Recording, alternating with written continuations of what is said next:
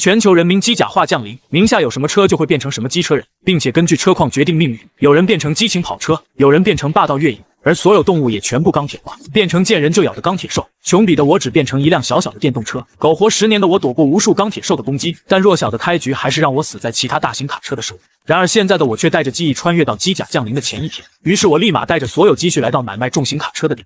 销售见到我立马迎了上来，我目光紧紧锁在角落里的一辆重卡上，红色车身，4米高，12米长，轮胎前4后8，每个都接近成年人身高，光扫一眼就能带来很强的冲击感。我要买这辆车，哈哈，您真有眼光！这是我们新出的品牌霸龙，8缸发动机，车重10吨，拖30-40吨跟完似的，最高时速110，售价68万，最低首付16万，行就它了。销售听完立马跑去给我办手续，而我则一点不慌，只要过了户，明天我就能变成机车人了，还还个屁的贷款！拿到车后，我立马开到修理厂。师傅帮我焊一把刀，8米长1米宽，单侧打磨开封，今天就要拿出来。老板见状，刚想将我赶出去，我直接3万甩到他脸上，老板瞬间变脸，今天就给你做出来。随后老板就开始忙活起来，一直到晚上10点终于弄好。刀重800斤，样式类似唐横刀，刀身笔直，刀尖斜切。我把刀放车厢后饱腹一顿，随后躺车里睡觉，静静等待着机甲降临。在梦里，我感觉到身体在下沉，堕入无边黑暗，四肢不能动，张口不能言。不知道过去多久，我睁开眼，回应我的是咯吱咯吱的机械声。低头一看，现在的自己已经变成重卡霸王，真正人车合一，我就是车。随后我心念一动，轮子开始往前走，刹车、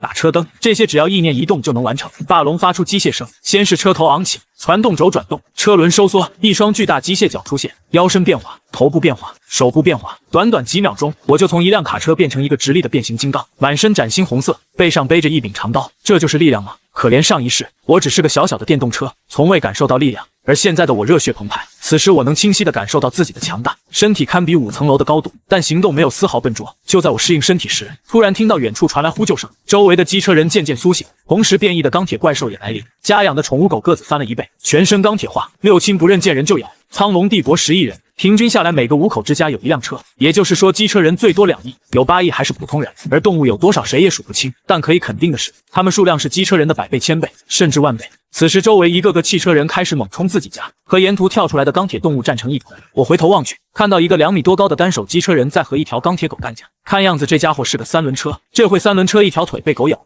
火星4溅眼看要凉，于是我立即缩成重卡，油门踩死猛冲过去。那只1米高的钢铁狗被我直接碾压成2半，3轮车吓得头上直冒冷汗。兄弟谢了，这里不安全，你快离开吧。说罢，我再次变身15米高的机器人，随后捡起地上钢铁狗胸腔里的一颗绿色水晶丢嘴里，这是钢铁狗的动力源，代替了原来的心脏，同时也是机车人进化的唯一方法。吃水晶强化自己的身躯，这件事在不久后便会人尽皆知，所以我必须趁现在赶紧提升实力。于是我赶忙朝市中心赶去，因为那里有座动物园，里面很多大型动物。到了离市中心还有一段距离的老街口，突然看到一群2米多高钢铁狼和一帮汽车人站到一起，钢铁狼7、8头，汽车人20多位。于是我立即变身战斗状态，直接朝着狼群奔去。巨大的体型和凶狠的手段，让其他机车人知道了什么才叫暴力美学。3分钟不到，7、8头钢铁狼全部死。我掏出狼的动力水晶吞下，身体暖流淌过，我感觉自己又变强了，皮肤也坚硬许多。10几分钟后，我来到了市中心，一眼望去全是机车人和钢铁兽的残骸，老虎、熊、大象这些猛家伙都在。机车人这边则是一支黄颜色车队，清一色10来米高的重卡，其中还有手臂是钻头的挖掘机，拳头无比大的推土机。最惹人注目的是一个20米高的黄色巨无霸，那是一辆矿山自卸车。在这个城市能有钱买这个车的，我已经猜出是谁，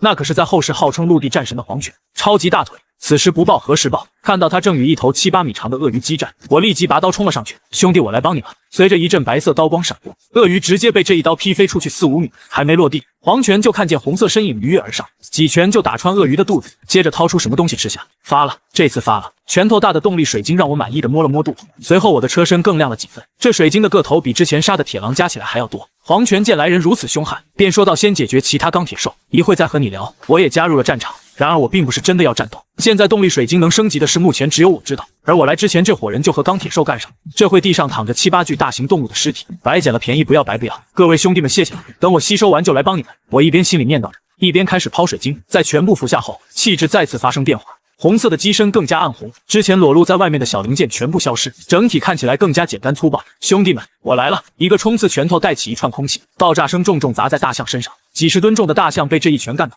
黄泉看到被干翻的机甲大象，一时间满脸的惊讶，愣着干嘛？上，朝着心脏的位置打。黄泉还没缓过神来，便又火力全开加入战斗。大象身上的拳印越来越多，一道道刀痕把象牙都削断，黄泉顶着大象胸口暴锤几十拳，眼看就要打穿，我从后方一刀捅穿，随后说道：“你先去帮助其他人，这里交给我。”说罢，我一拳打穿大象心脏，顺手把水晶掏出来，1秒钟不到吞进肚子，又是一笔大进账。接着我二话不说，立马奔向下一处战场。前世机车人知晓动力水晶的作用是下个月后，所以我已经打定主意薅黄泉的羊毛。这场灾变中，基本上什么车决定什么实力。自行车再牛逼，就算进化多次能强到哪去？我的重卡已经算是第一梯队，强者实力，普通车辆强化一辈子，也就是他的起点。但和黄泉比就不够看了。这人太变态，几百吨重的矿山车，一拳下去谁顶得住？绝对是巅峰的巅峰，全球也没几个有他牛逼。后期再强化的话，谁还是他对手？半小时后战斗结束，黄泉喊道：“兄弟们撤！”而我开口说道：“你们先走，我来断后。”黄泉被我感动的稀里哗啦：“好兄弟，你保重，我们在前面等你。”黄泉带着残部离开，而我立马露出了嘴脸。钢铁兽是没了，但是还有好几具尸体没搜过。接着我开始打扫战场。吞下水晶后，身上的纹路愈发的清晰，胸口上仿佛有图案要浮现出来。第二次进化完成，机甲外形愈发的精致了不少，脚后的轮胎已经不见，取而代之的是火红钢铁。头部已经有了五官雏形，肌肉隆起，身体有了腰线，力量也增加了不少，但是目前还远远不够。前世要成为真正的机车战士，至少也要进化5次以上，才能在这灾变中勉强生存。趁着有信息差的这段时间，必须加速进化，成为真正的机甲战士。随后我收缩至机车形态，油门踩死，向着黄泉车队追去。这个大腿间羊毛自己可不能轻易放。跟他们会合后，我却发现此时的气氛十分诡异。除了黄泉外，其他重卡都面露难色。从他们聊天中得知，原来黄泉要去救他一个朋友，但是身边的人都不愿意去。刚刚的战斗有多惨烈，他们是有目共睹。黄哥，不是我们不仗义，我上有老下有小的，实在冒不起风险。黄泉心底一慌，大喊道：“每人再加50万，死了100万，我什么人你们清楚？这笔钱绝对能到你们家人手里。抱歉，黄哥，我们不能陪你冒险了，那些怪物太强悍，我怕。答应给的钱我也不要。虽然我家里不富裕，但现在我有这身本事，搞点钱应该不怕。”这句话让其他黄泉的手下突然茅塞顿开。对啊，现在自己变成机车人了，哪怕搬一天砖也能不少赚。就在黄泉垂头丧气时，我站了出来：“我跟你去。”“真的吗？你这个朋友我交定了。”黄泉感激地说。而我心底则打起了小算盘。前世黄泉在去青州的时候，获得了一把绝世神器，一把超高温巨剑。正因这把剑，让他在同级无敌，甚至能越级战斗。如果我提前拿到这把神器，那么这一世定将成为传奇。可我们还没走2步，黄泉因为刚才的战斗而感到有些饥饿力竭。这家伙猪脑想过一番后，想到既然变成汽车人了，当然要用汽油充饥，于是二话不说拉上我就来到了加油站，一把抓起98号汽油桶就咕嘟咕嘟喝起来。不对啊，我怎么感觉还是一走路肚子里咕噜咕噜的响？这一幕差点没把我的机油笑出来。我当即表示可能是因为没消化，需要运动一下。正好此刻远处跑来几只钢铁大公鸡，这些钢铁化的动物看见机车人就会眼红的一拥而上。眼看1米长的大公鸡被黄泉像拍苍蝇一样一巴掌拍死，我笑着表示或许吃鸡肉就可以填饱肚子，随后抓起一只铁公鸡就开始撕扯起来。黄泉见状也没办法，冒着被铁公鸡崩掉牙齿的风险啃咬了起来。等吃完整个铁公鸡，黄泉的饥饿瞬间少了一些。就在他准备给我报喜的时候，却看到我只是把铁公鸡的动力源掏了出来，其他的钢铁部位根本没动。下一刻，回过神来的黄泉就对着我破口大骂：“我擦你大爷的！你这个骗子，害我喝汽油不说，还背着我吃掉那么多动力源，怪不得你这家伙长高了。”黄泉早上看我才15米，外形也短，几个大车轮还裸露在外面。这回仔细一看，16米多，颜色鲜艳，身材壮实，汽车的元素在我身上消失大半，整得跟电影里的机甲似的。不用想也知道动力源才是汽车人的粮食。黄泉虽然有些气愤，但还是忍不住心中的好奇，询问我所有钢铁兽都有吗？不只是钢铁兽，就连咱们也有这动力源。水晶就相当于动物的心脏，不但能保护，还能强化身体，并且钢铁兽越强，动力源也越大。说完这些，我眼睛直勾勾地看着他。老黄，知道了这些秘密，你还要和我同路吗？什么话？你他喵的吃了我这么多水晶不还回来就别想跑。闻言我大笑一声，跑到前面带路。我知道他不怕被坑，怕的是坑的不明不白。我一直无条件帮他，说不定他还有点害怕。路上黄泉问了一些关于进化的事，我知道的都老实交代了，包括5次进化后会浮现大型黑色车子。看着我胸前，车子已经浮现3/5，黄泉顿时嘴角抽抽，眼看灾变的影响正在愈演愈烈。这大中午的天空却是黑云密布，没人知道，除了动物以外，连云层也被钢铁化，没有太阳照射，植物活不了，气温也会一天比一天低，最多1个月，地表温度就会下降到零下20度。断电断水，不能取暖，不能种庄稼，食物吃完后，普通人根本活不久。至于这么重的云为何不会掉下来，没人知道。前世曾有人击穿云层，将一批强者送上去，但却是生死未卜。几个小时后，天色明显更黑了许多，黑云挡的是阳光，但太阳并没有消失。白天在强光照射下，城市昏黄一片，勉强能看见周围环境，晚上却是伸手不见五指的黑。就在我们打开远光灯继续赶路，不远处突然冲出一辆小电驴，车上的男人哭喊着向这里逃窜，身后是黑漆漆的由钢铁老鼠组成的洪流。来人正是黄泉的好兄弟杨帆。只见黄泉伸出一只手抓住杨帆，扭头就跑。好家伙，被这么多老鼠缠上，不用想也知道什么后果。没过多久，我们来到了一个加油站，背后50米，老鼠还在穷追不舍。我一双铁拳往地上锤，地面被砸出大坑后，汽油跟喷泉似的喷出来，空气中全是油腥味。我抽出大刀猛地一扔，满是缺口的大刀在地面摩擦，很快引燃了整个加油站。恐怖的高温瞬间融化了大半的老鼠，我们3人借此才逃离市区。我们从机甲鼠巢脱险后，随即我打开车门，让杨帆上车，直接上了高速。上了车后，我慢速度和黄泉并驾齐驱，一路上聊着天。没多久，天色彻底暗了下来，路边人影渐渐多了起来，全都是从城里跑出来的。我们要在这休息吗？黄泉转头问我，这边山多，可能有野兽，往前80千米有服务区，去那里休息。大约走了1个小时，远远就看到服务区有几百人占据在一起，原来是服务区老板坐地起价，所有食物翻了几10倍卖，要是换个普通人早被锤死。但老板是辆面包车，并且身边还有10几个卡车、机车人镇场。就在我刚到加油站，便有个工作人员上前，语气冷冷道：“兄弟，是加油还是住宿？”车却是没牌照的新车。那人顿时动起来歪心思。杨帆开始并不在意，直接将手上的手表取下地上前去。这表价值150万，招待好我们2车人，走的时候记得给我们装1车食物。然而下一秒就见这人把表揣兜里后，一脸无辜地表示这里只收现金。当杨帆想拿回手表时，却被一把推开。不仅如此，此人还朝着杨帆大吼不满。杨帆长这么大，还是第一次遇上这种人，顿时一脸懵逼。随着工作人员的大喊，一群机车人走了过来，身躯高大，清一色10来米高。服务区的老板一上来更是无耻的大吼：“你们这些人在我刚买的新车上干什么？还不赶快给我下来！”好家伙，这次竟然想连我都要吃干抹净。一辆重卡可比普通卡车值钱多了，被一帮10米高的机车人围着。杨帆咽了咽唾沫，后退几步到我身边：“还是你来帮我搞定。”见这帮人这么无耻，我也没有顾忌，从地上爬起，直接变身机甲。3次进化后，我的身高已经快接近17米。我盯着面包车矮小的身体，面带微笑的抬起脚。突然一声巨响，面包车的头瞬间陷入胸腔，双腿断裂，眨眼间就成了一堆废体。紧接着我目光看向其他的机车人，没有丝毫犹豫的转身就跑。随即我一步跨出7、8米，没几秒就追了上去，一拳挥出，好在最后的瞬间被拦腰折断，还是剩下5名忠心耿耿的机甲汽车人，誓死要为面包车老板报仇，一起冲上来。我一个甩拳飞踢顶膝，1分钟不到全部搞定。这根本不是战斗，而是单方面的屠杀。不一会的功夫，这10几个机车人就被我屠戮带走。围观的机车人看得心惊胆战，第一次发现有的人出生就站在罗马，不同的车型差距真的是天差地别。第二天一大早，众人被大地震动的声音吵醒，远处几10辆坦克轰隆隆开来，后面跟着拿枪的大部队官兵，除了几千官兵，还有成千上万的普通老百姓，人潮汹涌，一眼看不到头。然而见状，我拉着黄泉扭头就跑。灾变初期并不是机车人的天下，还是以帝国为王。若是和一堆火箭筒、坦克和武装直升机对阵，就问你怕不怕？凡是遇到机车人，帝国做法都是统一收编。什么你想要自由？反坦克、火箭筒了解一下，一发破甲弹爆炸时超过上千度高温，前期的汽车人被打伤一把，基本上就是篮球大小的贯穿。中午我们来到北陵山公园的门口，这里曾经是著名的生态公园，不仅有着各种豺狼虎豹，还有着许多的大型动物。凭借着前世记忆，我知道在公园附近藏着一处研究所，那就是前世黄泉获得超高温巨剑的地方。黄泉早就忍不住想要找钢铁兽进食，直接就冲了上去，抓住一头钢铁兽，用力一撕，瞬间就变成了2半，里面的水晶也掉落了下来。见状，黄泉捡起就往嘴里塞。很快，那种令人发痒的饥饿感渐渐消失。随着我们越靠近北陵山公园，遇到的钢铁兽也越多，狮子、老虎、大象等，走到最后，黄泉都顶不住了，我不得不参战。黄泉没有退让，他的力量虽然大，但速度慢，不如我灵活，跑起来没有优势。此时一处研究所里，穿着白大褂、满头银发的老者，是研究凝聚态领域的科学家。所谓的凝聚态这项技术是帝国重点扶持项目，而这项技术也将会在不久后改变整个人类的格局。前世全靠陈老利用凝聚态技术结合水晶做出武器，让普通人也能有作战能力，这才勉强抵御住钢铁兽攻击。可以说没有他，帝国除了机车人，人类根本活不了。这时一个金发碧眼的老外突然带着7、80人推开大门就跑了出去，可没走几步，惨叫声传来，一群钢铁狼群冲出，瞬间把他们撕碎。王小明见状，赶紧关上防核弹玻璃大门，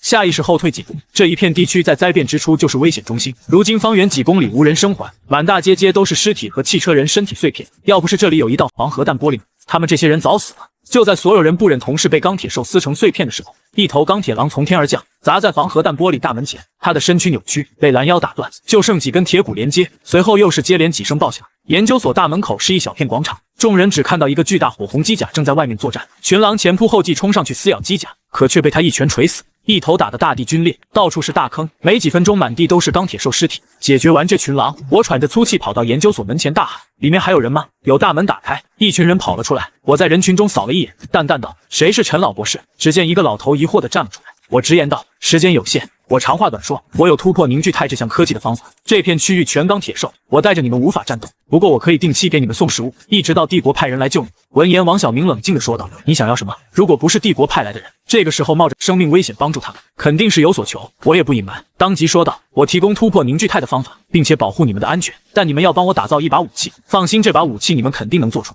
前世黄泉路过这里帮助过他们，中途抓了几只钢铁兽给他们研究打了世界。没想到因为水晶陈老突破凝聚态这项研究，还用这项研究中最顶尖技术给他打造一柄长刀。此刀名为炎魔，是一柄能发出超高温度的刀。黄泉的块头算是很大，但放眼全国比他高的机车人不少，能稳压别人一头成为陆地战神。很大原因靠的就是这柄长刀。前世我有幸见过。”黄泉轻松一刀就把成年期的钢铁兽一分为二，因为造价昂贵，材料稀有，这种武器在全世界也不多。为了以后和更大的家伙交锋，我必须拿到这种高端的逆天武器。沉思几秒后，陈老说道：“如果一切真的如你所说，我答应。”闻言，我当即点头，把杨帆留在了这里，并且拿出了我珍藏的几箱泡面。随后转头对战斗中的黄泉喊道：“丢过来一头钢铁兽！”只见黄泉抡起一头钢铁，隔着几十米就丢了过来，我单手接住，当场给捏死。钢铁兽身体里有一种东西叫水晶，我们机车人也有，这是身体一切的动力源，它能帮助你突破凝聚态技术。这次除了食物，我还带了几个烟花，突破技术后点燃烟花，听到身后我会过来，到时候再谈制造武器的事。陈老闻言重重点头，他眼底火热，已经迫不及待的想要研究这头钢铁兽，就连一旁的王小明也是一脸兴奋，本想再要几头过来，一转眼却发现黄泉已经被钢铁猴群淹没。体格大的好处是力量大，于是我交代完事情就冲了上去，我们一路打一路跑，足足跑出10几公里，这帮猴子还真是穷追不舍。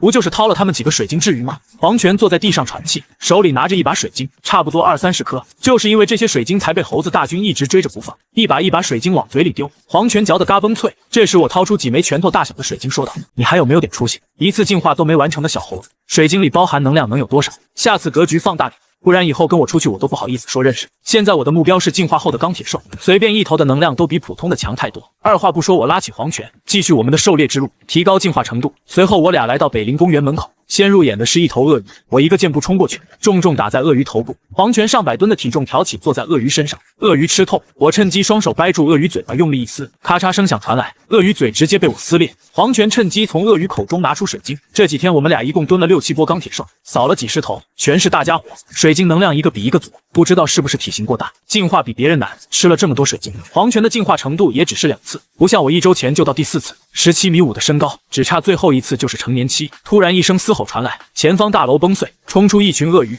最大的一头20多米长，7-8米高，背上倒刺足有半米长，尾巴是一柄大锤。黄泉迈着大步直接杀了上去，硕大的拳头砸在鳄鱼背上，直接把鳄鱼砸趴下，连带着地上龟裂一片。领头的鳄鱼已经是第4次进化，尾部的大锤竟直接砸在了黄泉的大腿上，被砸翻倒地的黄泉想都没想，迅速翻滚到一边，下一秒原来的位置就被砸出了一个2米半的大坑，要不是闪躲的话，这一下恐怕身体直接要爆炸。我在解决完其他鳄鱼后，就连忙过来帮黄泉，随手抡起路边的电线杆，就朝着鳄鱼一顿猛砸，砰砰的撞击声不绝于耳。最终鳄鱼的腹部被黄泉一拳贯穿。可就在这时，地面突然开始剧烈晃动，只见远处一道庞大的身影缓缓的浮现，竟然是一只完成6次进化的鳄鱼。我深知以我们目前的实力根本没有一战之力，于是我轻车熟路掏完水晶后便快速离开了这里。很快我们来到一处无人小区，我和黄泉开始清点战利品，这6颗水晶归我，大的这颗给你。黄泉把最后合力击杀的大鳄鱼水晶给了我，随后解释道：“我吃完这6颗应该能到第3次进化。”我也是一口将水晶吞下，水晶入腹，体内的能量瞬间饱和。如果说之前只有钢铁骨，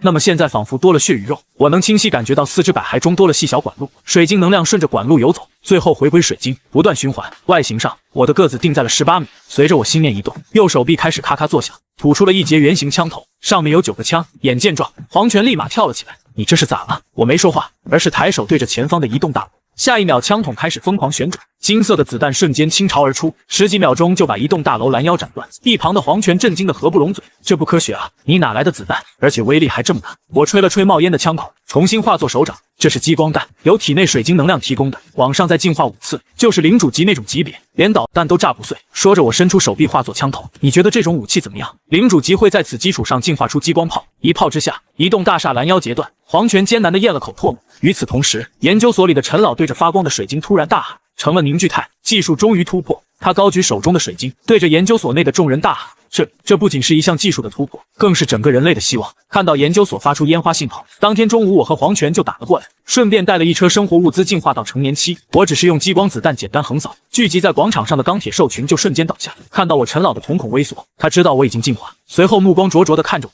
现在凝聚态技术已经突破，你要我们打造什么样的武器？一柄刀，一柄超高温度的火焰刀。我也不知道研磨具体有什么功能，只能按照前世见过的大概样子描述。这柄刀出自研究中心，想必他们应该有点思路。然而没想到的是，负责这件事的竟然是陈老的徒弟王小明。他从地下室搬来机器，对着我就是一通扫描。周围人见状都是站得远远，这玩意辐射很大，根本不是给人用的。一般人被照到会肝肾衰竭，各种功能坏死。从众人的话语中我听出来，给我做武器的材料是火箭上用的。黄泉抓起一把水晶塞进嘴里，尼玛，这矿车有毒吧？吞下后他的机甲没有任何进化迹象，眼神呆滞。我在不远处看着，发出低沉的笑声。不过我反而很羡慕黄泉能拥有矿山自卸车这种大杀器。只有经历过灾变的才明白一个好出身有多么重要。普通人没有车，等待他们的命运是死亡和饥饿。摩托车、三轮车、面包车，这些机车人虽然不为吃喝拉撒发愁，但战力有限，是机车族最底层的存在者。战场就是炮灰，中等机车人是家用轿车，这类实力不上不下，往上提升的空间很难，只有少部分能脱颖而出，大部分碌碌无为一辈子。重卡、大型挖掘机、越野和推土机是高端力量，只有这个层次的机车人才能在乱世安身立命。研究中心的防核弹玻璃门终于打开了，杨帆和王小明顶着黑眼圈出来，其余人则是躺在地铺上睡大觉。为了这把武器，他们几天几夜没合眼，全都配合王小明打下手。很快，两个人抬出一截刀柄上前，通体黑色，2米半长，一头是圆形，一头是张着大嘴的龙头。这是王小明神秘一笑，你试试就知道，你推一下旁边的开关试试。闻言，我照着王小明的要求，轻轻一推开关，下一秒，体内水晶的能量瞬间被抽走2.5成，顺着手臂灌入到刀柄，狰狞的龙嘴刹那吐出一道巨大光芒，最终定格在8米长，形成红色刀身。炎热的气浪扑面而来，王小明连忙后退几步，说道：“这把刀会吸取主人水晶的能量，经过刀柄内部装置转化后形成炙热刀身。其实不是实体，而是温度和密度很高。光刀上有3个档，第一档1500度高温，第二档5000度，第三档上万度。随着我脚下用力一蹬，瞬间冲到一栋3层小楼前，二话不说，一刀劈下，火红刀光一闪。3层小楼瞬间被拦腰斩断，这才是真正的神器。我低头打量着这把刀，十分满意，唯一缺点就是太费水晶能量，这才一档就抽了我1成能量，砍一刀又用去一小部分，最多砍2分钟就得歇菜。既然输入水晶能量后发出高温，那就叫它研磨吧。我十分淡定的张口就把这柄刀前世名字说了出来。研磨好名字，黄泉在一旁看的眼睛都直了，这刀简直屌爆了，一刀下去谁扛得住？绝对是大杀器。要不是因为材料稀缺，黄泉说什么也要再弄一把刀。此时天上突然传来噪音，抬头一看，一架武装直升飞机盘旋在城市上空，停留几秒后，这架直升机突然撞向一栋高楼，就当众人以为直升机即将击毁人王时，下一秒直升机变成机甲站在大楼天台，冥冥之中机甲转过头，隔着几百米看向了研究所队。黄泉见过世面，光瞅了2眼就看出了端倪。不对，这是改装过的武装直升机，并没有武器系统。然而下一刻就见杨帆跳起来挥手：“老二，快来，我在这儿。”说罢还对着我和黄泉解释：“这是我堂弟杨啊，这架直升机是退役产品，武器系统早卸了。我堂弟在军中是驾驶员找关系才买下来，也就外形是武装直升机，其实和普通民用差不多。”闻言我直呼好家伙，杨傲的速度很快，几秒钟就落到了我们面前。他在和杨帆打完招呼后，就看见一旁被我切断的楼房，不禁眼皮一跳。在经过杨帆的介绍后，我们几人也是熟络起来。其实杨傲我也挺熟的，后世也是个大名女。国内直升飞机很少，武装直升机更少，稀缺程度比黄泉矿山自卸车还稀有。由于灾变导致天空被乌云遮挡，磁场干扰，航班肯定是不能用。长途运输最快的就是直升飞机，不是地面交通，每小时200多公里，速度从南到北也就几个小时的事。杨傲便带着杨帆准备飞往青州市。临走时，杨傲回头对着研究所众人安慰道：“10分钟前，我在来的路上看见京都的直升飞机是来接你的，大家不要着急。”然而杨帆闻言却是一脸失望，他本想带着研究所众人前往青州，在研究所待了几天，他知道凝聚态技术的苦部将来绝对是个不得了的东西，还有王小明这个武器天才设计师。抛开这些不谈，剩下的几十位科学家放哪不是宝？想到这，杨帆捶了一拳仪表盘，要不是杨傲说帝国直升机要人，他今天肯定把陈老和王小明拐跑。等杨帆他们走后，我立马叫上黄泉准备离开。在灾变初期，有很多机缘，我并不想过早被帝国收编。在我们走后没几分钟，一队武装直升机就飞了过来，15架飞机，漆黑的机身两侧都是冰冷的枪口和金灿灿的炮弹。研究人员挥手大声呼喊，差点就没哭出来。飞机上下来一队穿着迷彩服的军人，个个手持机枪，领头的军官戴着黑色墨镜。我是帝国派来接应的，你们快上飞机吧，我带你们回帝都。回头看了一眼研究所，陈老眉头紧皱，那这里的设备怎么办？抱歉，我们带不走，最好的处理方式是销毁。闻言，一众研究人员大惊，绝对不行，这里的设备价值不可估量，太珍贵了，不能销毁。张小明地下室还有防爆密码本，没人进得去。等将来时机合适，我们还可以再回来。上飞机吧，别耽误时间了。而此时，在公园旁一个小区内，我拉着黄泉停了下来，对着黄泉说道：“等他们走后，咱们把设备偷了，以后找齐材料，直接绑架王小明给咱造武器，其实带走设备，除了以后能用得着我，还有私心，不想研磨这样的武器落入帝国势力手中。帝都现在也混乱，崛起的枭雄可不少，他们还不知道王小明造了研磨，一旦知道，可能回头就来取设备，拿走数据和设备。要不了多久，就是第2把、第3把研磨出世，拿着这种武器杀钢铁兽也就罢了，但要是杀不服从自己的机车人，那就太可怕了。半小时后，确定帝国来的人已经走了，我带着黄泉偷偷摸摸来到研究室，黄泉直接一拳轰出，防核弹玻璃大门应声碎裂。可接下来的一幕却让我们尴尬无比，黄泉忍不住吐槽道：“这门也太特渺小了。”话不多说，我直接拔出研磨，开启一档后，红色刀身浮现，对着研究所的天灵盖就是一刀。很快，研究所就被我俩抛开，露出了里面的结构：上百台电脑和3、4米高的庞大机器，各种晶体管和封箱资料。随后，我便让黄泉开始装物资。10分钟后，地下研究所就连个毛都不剩。离开研究所后，我们并没有着急离开，而是找了个地方把东西全部埋了起来。毕竟夜路不安全，还是先找个地方休息吧。第2天，我们启程离开了深北市，下一站汉东省乃是国内1线城市，常住人口6000万。高速路上，黄泉开口问道：“你之前急着去青州，是不是有什么重要的事？”“原本很重要，现在不重要了。”闻言，黄泉兴奋道：“既然不重要，那咱们先在汉东杀一圈再走，抓紧时间提升实力才是正事，不然等钢铁兽进化后完全不好杀。现在专心提升实力，1天后进入汉东。”我俩没有直奔省会，然而刚踏入这地方就遇到了麻烦，地面围起路障，几十个机车人目光不善，手里面拿着崭新的自动步枪，将我们围在了路边。这些机车人有大有小，面包车、轿车，甚至还有摩托车和踏板车。摩托机车人个子和普通人差不多，身材矮小，力量不大。一个蓝色的9手奥拓向我吼道：“你们叫什么名字？来这干什么？”黄泉瞥了眼枪口，向后退半步：“大哥，别冲动，我叫黄泉，我们兄弟俩是从深北来避难的。”闻言，身材矮小的白色自行车拿起笔，在一张纸上写着我们2人的身份。随后，奥拓大言不惭道：“保护人类，人人有责。从现在开始，你们俩被征用了，每天保证吃喝没问题吧？要知道这里的加油站已经被我们占领，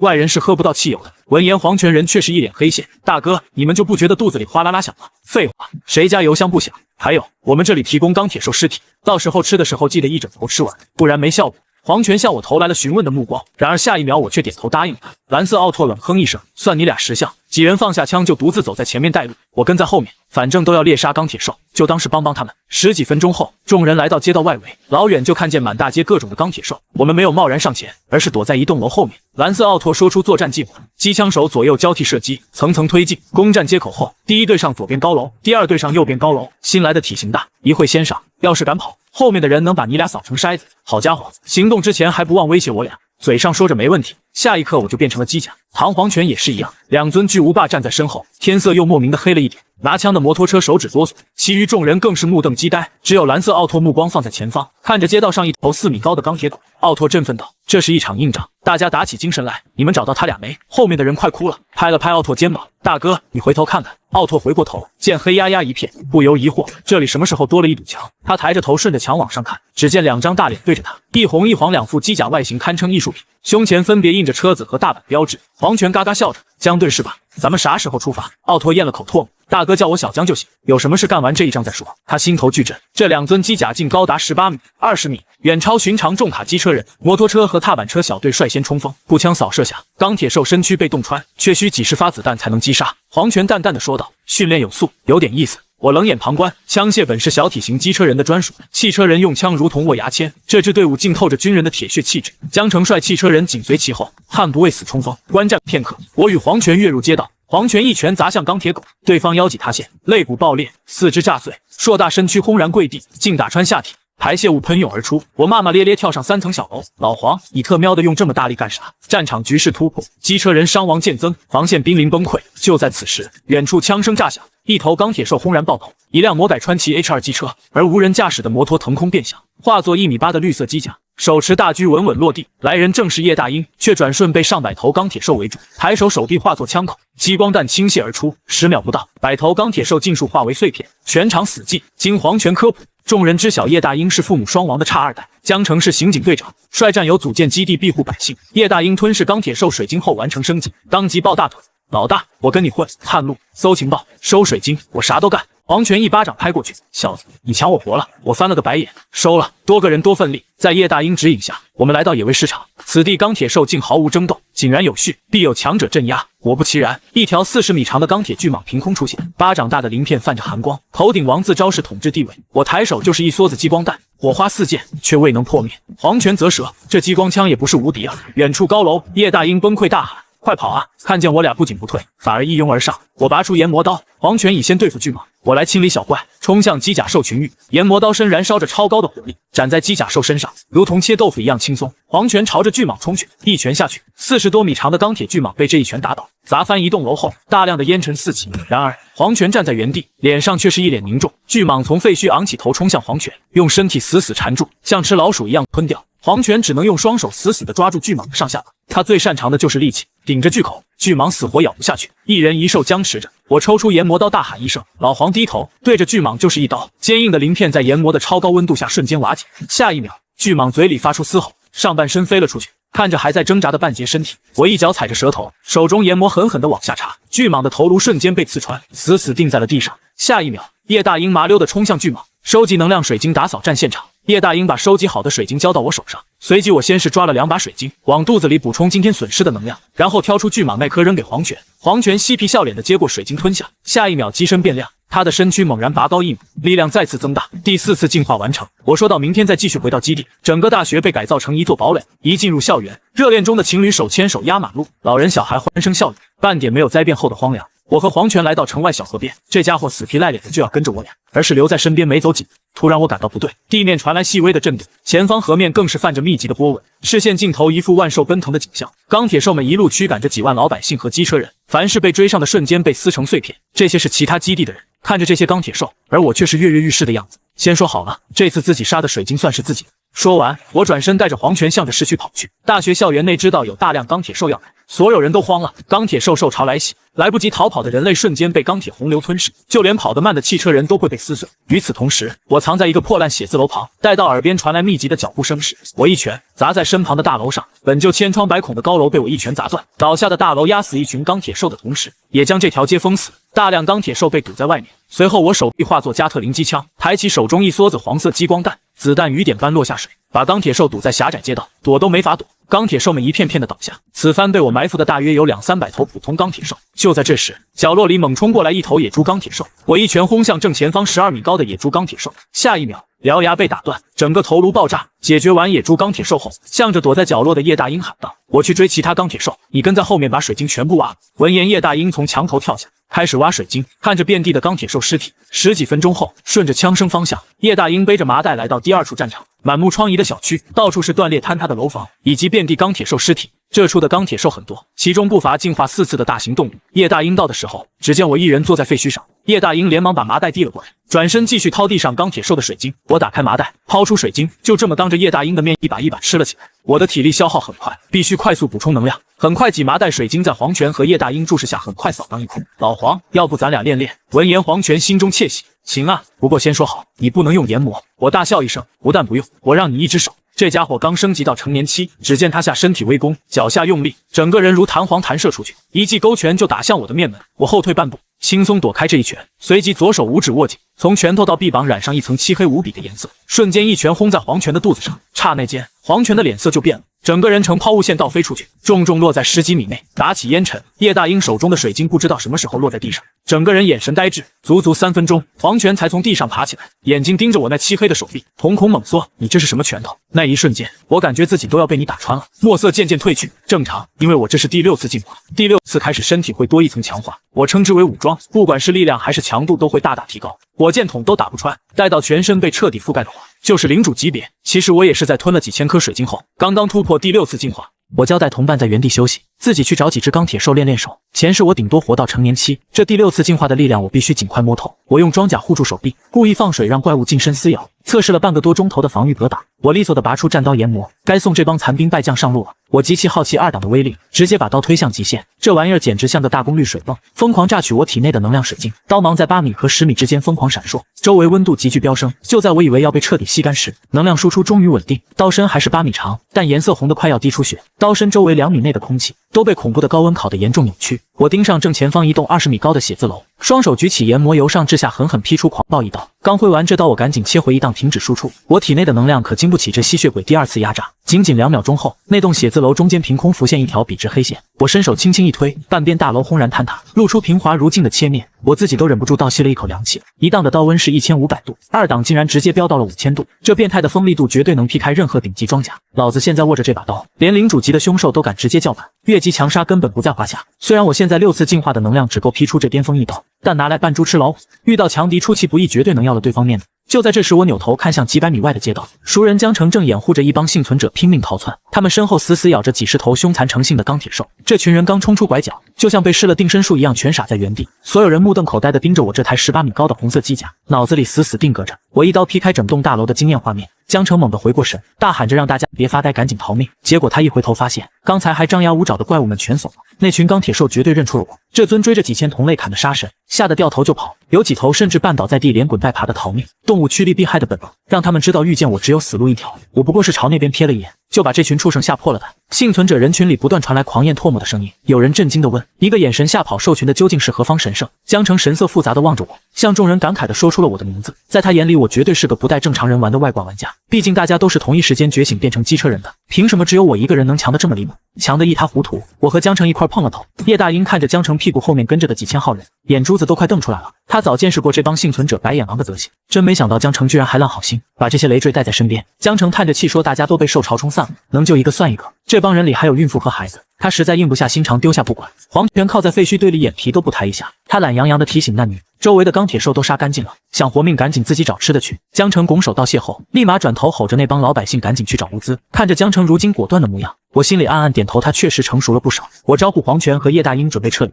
前往下一个刷怪点。江城赶紧叫住叶大鹰，大方地丢过去几盒特制狙击子弹。叶大鹰也不含糊，强行把几块净化水晶塞进江城手里就跑。黄泉看着有意思，也随手扔给江城2颗3次净化水晶。他大笑着说：江城干了他想干却干不成的事儿，以后有机会一定痛饮几桶汽油。狂风卷着城市的硝烟，我们3人的背影在灰暗的天空下越走越远，只留下江城握着水晶，目光复杂地望着我们。前往下一座城市的路上，我开始给队伍立规矩，以后个人行动捞到的水晶全归自己，集体行动打出的战利品按出力大小统一分配。叶大鹰跟着混油水，自然满口答应。黄泉也点头表示没意见。我继续宣布给叶大鹰分配狙击手任务，以后战斗中他得负责吸引火力，勘察地形，掩护撤退，外加打扫战场。叶大鹰一个急刹车，苦着脸抱怨掩护撤退这活是在送死，能逼得我和黄泉都跑路的钢铁兽，他留下来殿后绝对连渣都不剩。我没好气的怼他，要是简单的话我自己就干了，还要他干嘛？叶大鹰咬着牙硬着头皮接下了这个艰巨任务。他心里清楚，想在队伍里混下去就得展现出不可替代的价值。黄泉在一旁幸灾乐祸，我立马转头把他也安排得明明白白，以后他就是队伍的主要火力输出，遇到硬茬第一个顶上去。黄泉的笑容瞬间僵在脸上，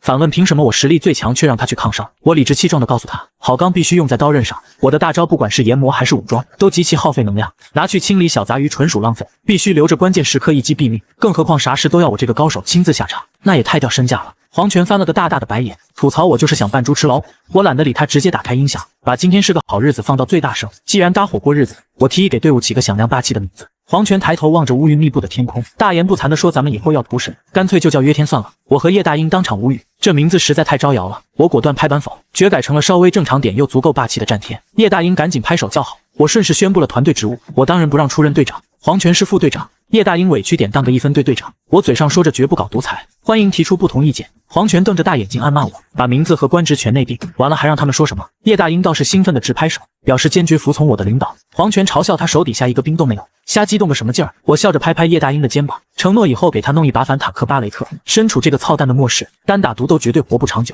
我早就尝黄泉这个未来陆地战神的能力了，把他拉进队伍绝对是我在这个乱世立足的最大王牌。我要亲手打造一支人数虽少却能横扫天下的钢铁机车战队。在这个全民机甲化军阀割据的崩坏时代里，杀出一条血路。弱肉强食的乱世赌局已经开盘，手里没有足够硬的筹码，就只能被庄家吞吃。去青州的路上，我们要路过阳城，那是汉东主力部队的安全基地。2天后的下午，我们3个摸到了阳城10几公里外的汉江大桥，迎面吹来的寒风冻得人骨头疼。叶大鹰站在100米长的大桥上，低头瞅着波光粼粼的江面。这是去阳城最近的路，却诡异的连个鬼影都没有。桥头立着块警告牌，写着小心江中怪物。这2天我们已经把汉东其他地方的成年期钢铁兽杀得差不多了。看到这牌子，我们不但没犯怵，反而来了精神。叶大鹰眼尖瞥见江水里闪过一道巨大的黑影，我果断下令按老规矩干活。黄泉瞅着大乔直犯嘀咕，怕自己这身板掉下去会沉底。我没好气的骂他在磨蹭，我现在就把他沉江喂鱼。叶大鹰打头阵踏上结了冰的桥面，我和黄泉变成战车形态跟在后面，走到大桥正中间时，四周还是风平浪静。叶大鹰十分上道地假装脚底打滑，摔了个狗吃屎。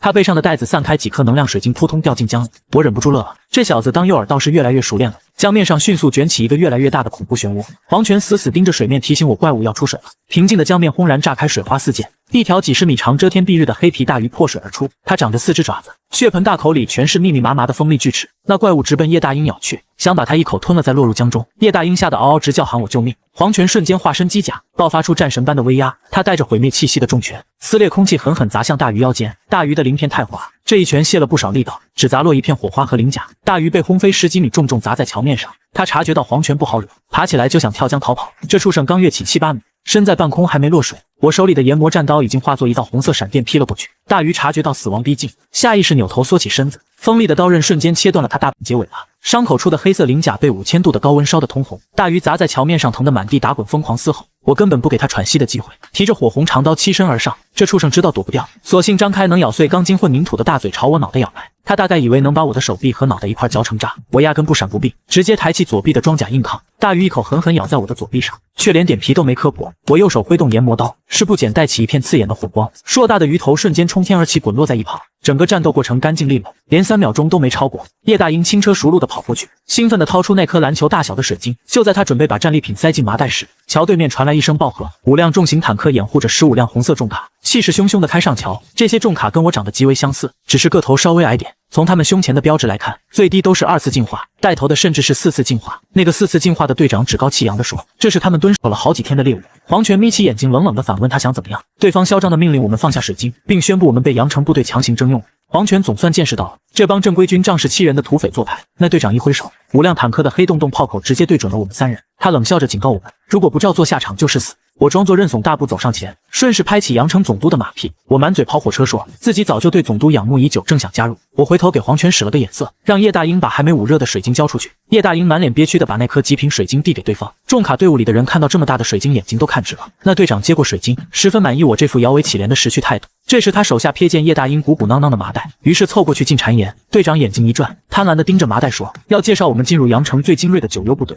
前提是把我们身上所有的水晶全部上交，当投名状。我装作非常感兴趣的样子，又往前凑了几步，直接走到他跟前。他还在那儿得意洋洋地吹嘘9优部队的待遇有多丰厚。我慢条斯理地抽出研磨战刀的刀柄，冲他咧嘴一笑。我这人什么都吃，就是不吃亏，所以还是不加入了。我瞬间把研磨推到一档，吞吐出火红的刀芒，居高临下朝着那辆4次进化的重卡狠狠劈去。1500度的高温，加上我爆发的恐怖力量，瞬间让那家伙人头落地，双膝跪倒。旁边黄泉更是狂暴无比，一记重拳直接把那辆坚硬如铁的坦克轰成废铁，连带里面躲着的电瓶车、机车人也一块被碾成了肉渣。剩下的重卡队伍这才如梦初醒，反应过来，4辆坦克慌忙调转黑洞洞的炮口，死死对准了我们3人。要是在大桥上，我可能还会忌惮几分，怕桥断了掉进江里喂鱼，但现在这么近的距离，打这帮铁皮罐头简直就跟闹着玩一样。坦克里的机车人面目狰狞地嘶吼着让我去死。我冷笑一声，抬起左手装甲，直接徒手死死堵住了炮口，伴随着一声沉闷的巨响，炮弹没能打出去，直接在炮管里炸了膛。我反手一挥研磨战刀，连带着把那辆破损的坦克当场劈成2半。另一边，黄泉几发铁拳锤爆了剩余的坦克，紧接着他掏出激光枪，疯狂扫射，干翻了所有站着的机车人。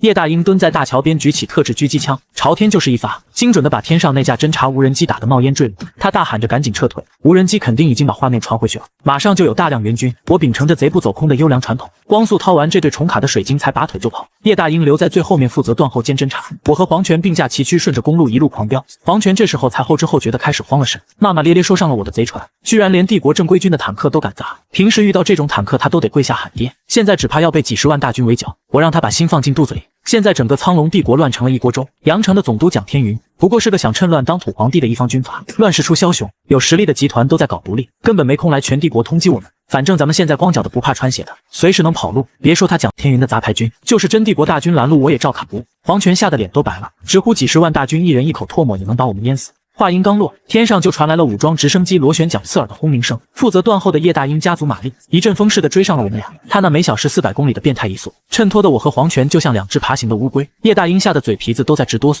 说咱们这次彻底捅破天了。后面足足跟着10架满载便携式导弹的武装直升机，我一脸鄙视，觉得天上飞的不过是活靶子，一梭子干下来一个根本不足为虑。叶大鹰欲哭无泪的补充说，地上还有黑压压上百辆10几米高的重卡机车人，后面甚至还跟着扛火箭筒的小型机车部队。黄泉一听这话，脚底下一滑，直接撞碎了路边的防护栏。他崩溃的抱怨说，早知道就不该动手，这下绝对要被轰成骨灰了。我毫不留情的怼回去，就属他刚才杀的最起劲，现在装什么怂包？眼看上高速肯定是死路一条，迟早被这帮机械大军追上。我果断决定改变路线，往不远处的白手山点将台跑。那里地势极其险峻，爬过几百米的陡坡后是一片宽阔的山顶。山顶后面更是绵延几十里的原始大山，最适合我们跑路脱身。就在这时，头顶的武装直升机直接朝我们发起了导弹，震耳欲聋的爆炸声接连不断，在地上砸出一个个冒烟的大坑。我们3个只能抱着脑袋，在满天炮火中疯狂乱窜躲避。叶大鹰仗着速度快，一脚油门轰到底，抛下一句我去探路就跑没了影。我气得咬牙切齿，变身机甲形态挥起装甲左手，一记重拳硬刚落下的导弹，剧烈的爆炸冲击波把我震退了几米，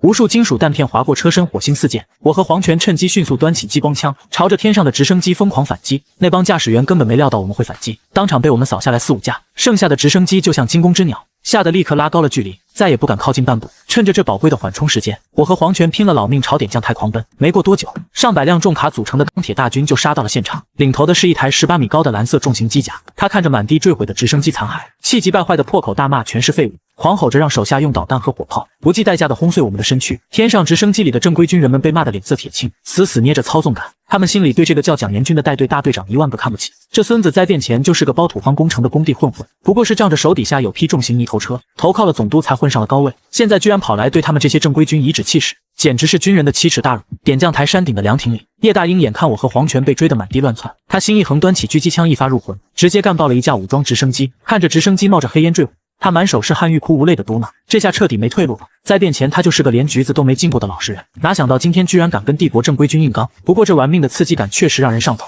我和黄泉拼了老命跑到点将台，山脚下变身机甲就开始疯狂爬山，身后无数导弹、火箭弹和重机枪子弹像雨点一样倾泻而下。短短几秒钟，这处千年古迹就被炸得千疮百孔，碎石乱飞。眼看一枚导弹拖着白烟直奔黄泉后背而来，我猛地伸出左手，装甲死死攥住了那枚致命的导弹，剧烈的爆炸直接在身后炸开，强悍的冲击波把黄泉掀翻在地。我沉声吼着让他先走，不用管我，只要翻过这座山，咱们就能逃出升天。黄泉咬着牙爬起来，拼命往山顶冲。与此同时，山顶的叶大鹰手里的狙击枪就像死神点，一枪一架武装直升机接连不断的往下掉。在下面带队的蒋延军看着这些不可再生的战略资源一架架坠毁，气得破口大骂。他深知损失这么多物质，回去绝对要吃不了兜着走。气急败坏的他立刻下令，10几台扛着火箭筒的小型机车人一字排开，所有炮口同时对准山顶，要用火力覆盖，强行抹杀叶大鹰。叶大鹰吓得眼皮狂跳，大喊一声队长保重，直接转身从凉亭后那个上百米高的陡坡一跃而下，跳进了茫茫大山。几乎是同一瞬间，10几发火箭弹齐刷刷轰向山顶，原本篮球场大小的平整山顶顷刻间被夷为平地。正拼命往上爬的黄泉吓出了一身冷汗，庆幸自己没上去挨炸。此时在半山腰的我彻底杀红了眼，手里的研磨战刀化作死神的镰刀，爆发出刺眼的火红刀芒，只要是冲上来的重卡全被我一刀一劈，像切白菜一样轻松劈碎。10几辆重卡瞬间毙命，吓得后面的人肝胆欲裂，死活不敢再往前迈一步。同样是重卡，凭什么我特么能这么变态？蒋延军死死盯着我手里的研磨，满眼都是贪婪，这绝对是一把神兵利器。他立刻下令火箭筒停止射击，免得弄坏了宝刀，然后指挥剩下的人用人海战术来耗死我。没有了火箭弹的火力压制，我压力骤减，在山顶黄泉激光枪的掩护下，终于喘着粗气爬到了山上。回头望去，从山脚到山腰，遍地都是机车人的残骸。这就是灾变初期热武器配合机甲的恐怖威力。要不是那些烦人的直升机和火箭筒，光凭这上百辆重卡，我俩早把他们杀穿了。蒋延军站在山下100米外，嚣张的喊话，让我们交出武器，留个全尸。我看着身后茂密的原始森林，冷笑着嘲讽，就凭他这点人还拦不住我。只要我往这深山老林里一钻，他们这种大部队根本展不开手脚。蒋延军却阴恻恻地反问我，真以为他磨蹭这么久只是为了消耗我们的体力？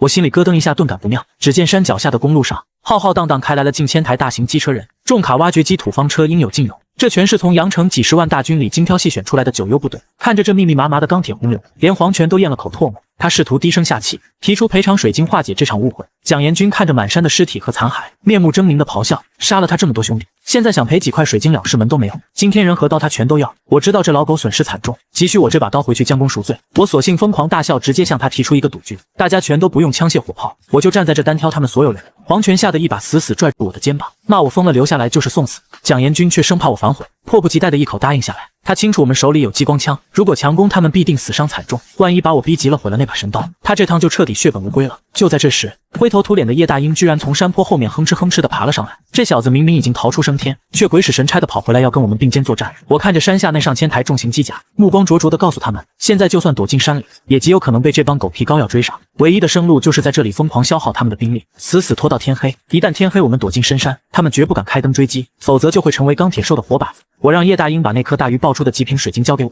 然后赶紧带着黄泉撤退。黄泉二话不说抓起一把水晶，塞进嘴里强行补充能量。他冲着山下的蒋延军怒吼，既然要玩命，那就再加上他一个。蒋延军像看杀父仇人一样，死死盯着黄泉，咬牙切齿地说，今天谁也别想活着离开。黄泉和叶大鹰都不同意临阵脱逃，既然如此，那就按老规矩大干一场。我吞下那颗大鱼爆出的水晶，活动了一下筋骨，我冲着山下大喊，老子叫林琴，是专门送你们上路的人。黄泉和叶大鹰也跟着报上了名号。山下的蒋延军黑着脸，根本不屑记我们的名字。他指挥手下以300人为一个梯队，轮番往山上冲杀。我低吼一声，提醒兄弟们准备迎战。10几秒后，第一批机车人就如同疯狗般扑了上来，一台手臂装配着高速旋转钻头的挖掘机直取我的胸口。这种钻头连几吨重的巨石都能瞬间凿穿，我根本不闪不避，直接挥动左臂装甲，一记硬碰硬的重拳砸了过去。那台挖掘机还在那嘲笑我自寻死路，山下的蒋延军却脸色大变，暗叫不好。这帮炮灰根本不知道我左臂装甲的恐怖威力，伴随着骨裂般的巨响，那台挖掘机的钻头连同整条手臂被我瞬间轰碎。我紧接着反手一拳直接贯穿了他的胸膛，收拳的瞬间，我顺势掏出他体内的水晶一口吞下，整套连招行云流水连2秒钟都没用到。眼看其他机车人死命围拢过来，我猛地拔出研磨战刀的刀柄，那帮重卡看着我挥舞一个光秃秃的刀柄，差点笑出声来。下一秒，研磨狰狞的龙首猛然喷吐出8米长的猩红刀芒，周围的空气瞬间被极致的高温瞬间点燃。冲在最前面的4台重卡连反应的机会都没有，就被当场拦腰斩断。叶大鹰这小子神出鬼没，从旁边窜出来，熟练的掏走死尸的水晶。另一边的黄泉也是犹如战神附体，一双铁拳疯狂输出，不到半分钟，7、8辆重卡就被他砸成了废铁烂桶。我们俩一左一右死死守住山顶，硬是没让一个人冲上来。我的研磨战刀每次挥动都会带走几条机甲，地上到处都是身首异处或者被拦腰斩断的残骸。我一口气砍翻了上百个机车人，累得胳膊都快抬不起来了。叶大鹰赶紧抱着一堆刚掏出来的水晶喂到我和黄泉嘴边，看着手下被吓破了胆，连连后退。蒋延军气得当场吐血，他拔出手枪怒吼，谁敢退后半步就当场枪毙。我吞下几把水晶，抬头看了眼天色，提醒黄泉别再硬抗了。再过10几分钟，太阳一落山，我们就钻进大山让，他们连根毛都捞不着。蒋延军显然也看穿了我拖延时间等天黑的算盘，他急得跳脚，亲自抄起一把巨型战斧，带头往山顶发起冲锋。我冲着黄泉大吼一声，两人同时亮出了黑洞洞的激光枪管，我们俩毫不客气地对着半山腰就是一通狂暴的扫射，密集的火力网瞬间撕碎了大片重卡机车人。蒋延军吓得急忙缩着脑袋，连滚带爬的往后躲。他气急败坏地大骂我不讲武德，说好不用枪械的。我冷笑着嘲讽他兵不厌诈，真当老子会傻乎乎地跟他们拼刺刀？激光枪的杀伤力可比肉搏恐怖多了，短短5秒就扫倒了几十号人。蒋延军彻底红了眼，怒吼着哪怕用命填也要冲上这最后几米。这老小子早年是混黑道的，深知打群架最忌讳的就是怯场，只要他这几百号人一拥而上，就算我是天王老子也得被活活锤死。黄泉的枪管不慎被一个不要命的机车人死死抱住，10几号人瞬间饿狼扑食般把他按在地上。眼看黄泉要交代在这里，我一个箭步冲上前，挥刀削飞了几颗脑袋。我感觉到背后恶风不善，连头都没回，直接用左臂装甲向后硬挡。一声刺耳的金属碰撞声响起，我的左臂死死架住了蒋延军劈来的战斧。就这几秒钟的功夫，上百号机车人已经如潮水般涌上山顶，把我们围了个水泄不通。我冷眼扫视了一圈周围的敌人，大吼一声让黄泉准备撤退。蒋延军面目狰狞地咆哮，说杀了他这么多人，今天就算天王老子来了也得死。我二话不说，直接把研磨战刀推到了极限的2档操作，5000度的高温让刀芒变成了滴血般的暗红色，周围的空气都被恐怖的热浪烧得极度扭曲。我转身猛地扎进密集的重卡敌阵中，用尽全身力气抡圆了胳膊横扫一刀，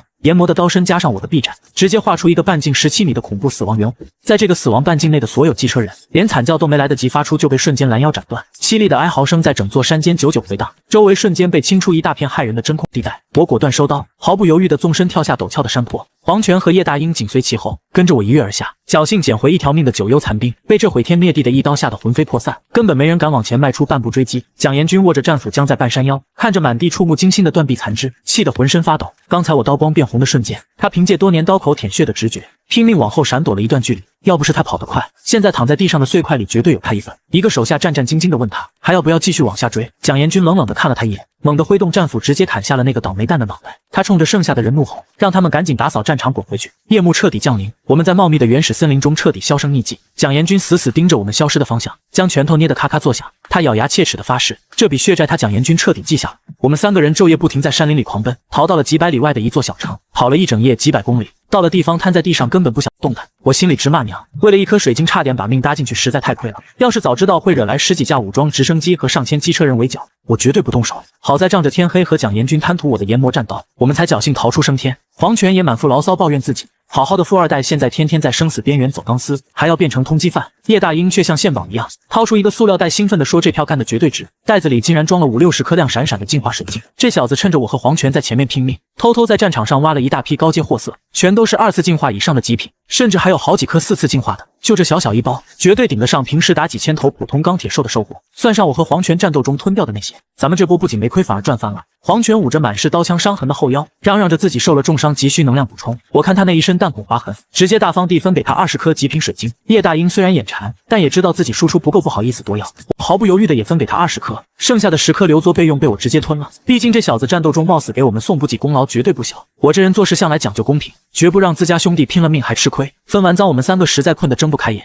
找了个隐蔽的地方倒头就睡，直到第2天我们才缓过劲来，开始在城里溜达。这座小城也有生存者基地，街上能碰到不少搜集物资的机车人小队。可我敏锐地察觉到，这些铁皮罐头看我们的眼神非常不对劲，那种目光里既带着好奇和恐惧，又夹杂着难以掩饰的贪婪与兴奋。为了避免节外生枝，我决定不搭理他们，直接绕道去环城路离开这鬼地方。结果还没走到环城路，麻烦就主动找上门了。身后传来刺耳的引擎轰鸣声，200多个各色机车人直接把我们团团包围。几台摩托车机车人甚至直接端着手枪锁定了我们的脑袋，领头的越野车和一台推土机机甲竟然当着我们的面毫无顾忌的讨价还价。他们在那为了怎么分赃争得面红耳赤，最后硬是敲定了分红比例。我冷眼看着这帮不知死活的蠢货，完全没把我们放在眼里。越野车仗着人多势众，嚣张的让我们交出在羊城偷的东西还能留个全尸。我们3个听得一头雾水，完全不知道这孙子在放什么狗屁。那个叫老董的推土机直接扔给我一张破旧的悬赏报纸，上面赫然印着蒋天云发布的天价通缉令，说我们3个偷了他的绝世宝刀研磨，悬赏金额高的吓人。我的人头值5000水晶，黄泉值3000，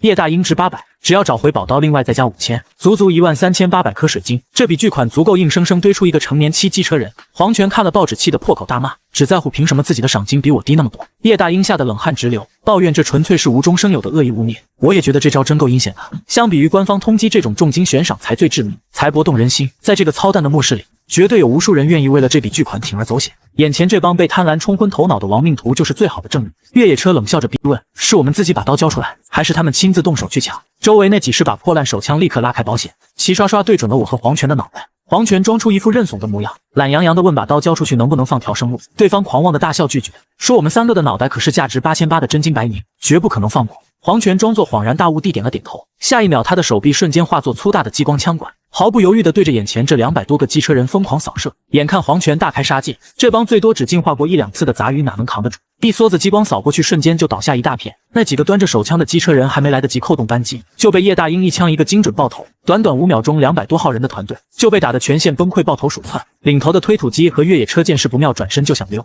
我一个箭步冲上前，一记势大力沉的鞭腿抽的空气发出爆音，那辆越野机车人的腰部装甲瞬间塌陷，钢铁之躯被我生生踢断成了2截。紧接着我向前2步，一记重拳直接把那台推土机打没了一半身子。至于那些逃跑的电瓶车和摩托车，我根本懒得追，追上了也榨不出几滴油水。叶大鹰轻车熟路的开始摸尸掏水晶，黄泉捡起地上那份报纸，皱着眉头说：“蒋天云手伸得够长的，连报纸都发到这儿来了，难怪今天早上老听见直升机嗡嗡嗡的飞。”我指着报纸角落没好气的提醒他，睁大狗眼看清楚，这是白鸽集团发行的。黄泉嘟囔着这名字听着耳熟，我告诉他这就是灾变前的哪都通快递，人家现在连情报和媒体业务都做起来了，看来是彻底站稳了脚跟。黄泉仔细翻看报纸，发现上面除了我们的天价悬赏令，还有大大小小几十个势力的招贤令，甚至还有帝国发布的机车人进化科普。他瞪大眼睛惊呼：“这白鸽集团真会做生意，能在报纸上打广告的绝对都是财大气粗的主，就算报纸卖的再便宜，全国几亿机车人只要有1/1000的人买，这就是一笔无法想象的暴利。这种近乎垄断的买卖，绝对能让他们赚得盆满钵满。”黄泉忧心忡忡地问：“白鸽集团财力雄厚，直升机满天飞，这悬赏令肯定已经贴满了全帝国，咱们接下来该怎么办？”